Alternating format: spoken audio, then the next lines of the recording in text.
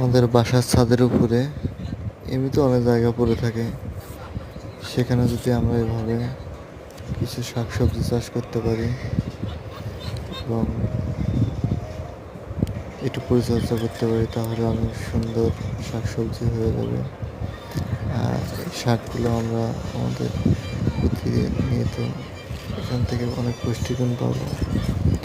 আর এই শাক খেতে অনেক সুস্বাদু। রাসায়নিক সারবিহীন শাক তৈরি করা হচ্ছে এখানে। আর সবচেয়ে মজার কথা, এখানে টাটকা শাক, নিজের লাগানো টাটকা শাক খাওয়া যায়, আর কিছুই না। আপনারা যদি বাড়ির ছাদে এরকম জানলা দিয়ে লাগাতে পারেন, তাহলে অনেক সুন্দর হবে। পুঁই শাক, লাউ শাক, আর ভালো মরিচ গাছ লাগাতে পারেন। আলহামদুলিল্লাহ, অনেকগুলো শাক তুললাম।